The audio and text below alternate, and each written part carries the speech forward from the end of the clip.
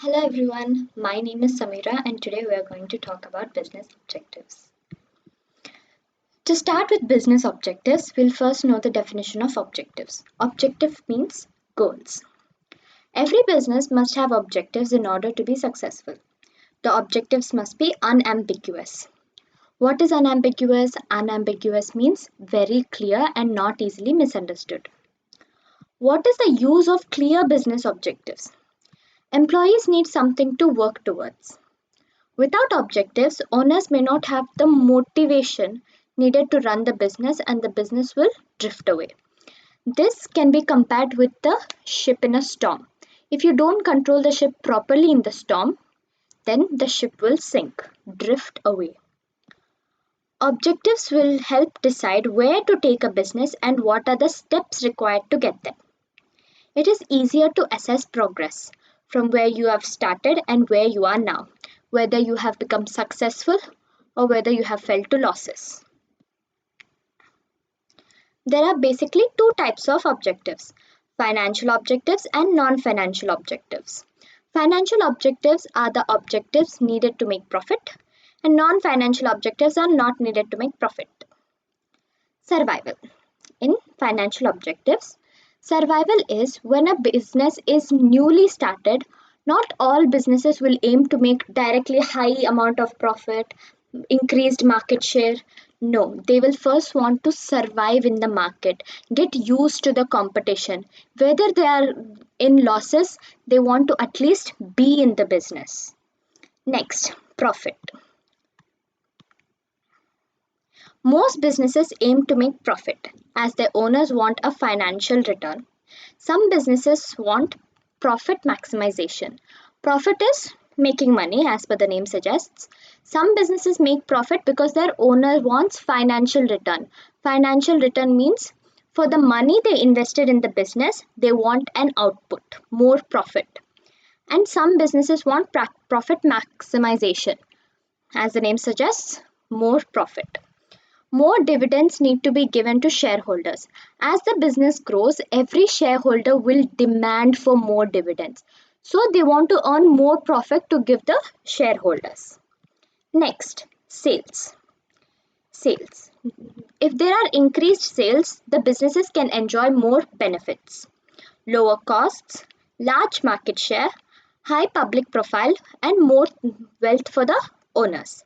These are the main and obvious reasons they want increased in sales.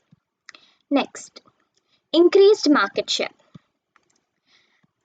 With increased market share, they may be able to do this by a large customer base. If you have a large customer base, customers will buy more and more products from you. That will increase your market share and they will be able to dominate the market. Next comes financial security. Financial security is simple. When there is profit, the owner will not spend it to expand the company or increase the quality of the products. No, he will use it for his personal use. That's it. And that is also known as profit satisficing.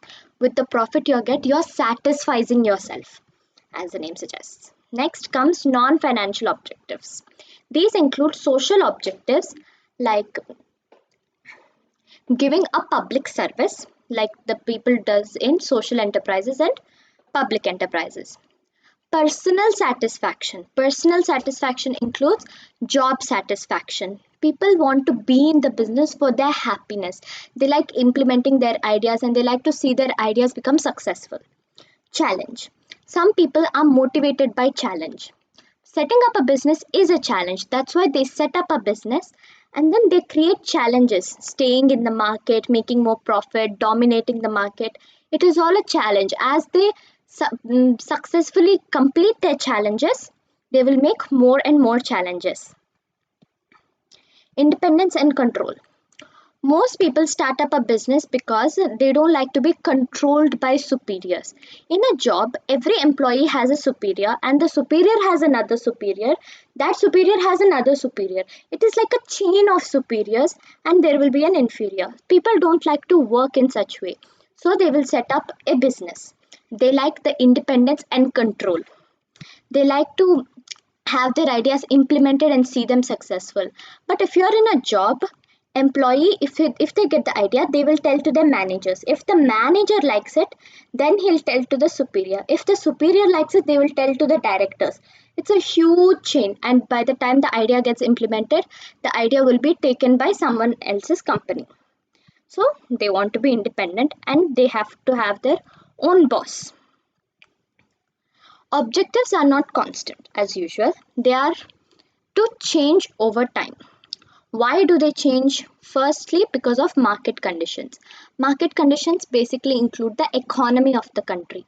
If the economy is high, they can have their objectives set a little bit higher. They will have more expectations since the market conditions are high. Okay, but if the market conditions are low, they have to modify their objective into lower so that they wouldn't go into losses. New technology. So there are two types: usage of new technology and not usage of new technology. If there is new technology, the production will be more efficient and the production costs will reduce.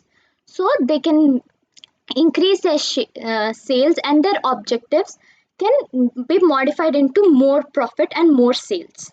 But if you don't use new technology, you will not be able to satisfy the customer's needs.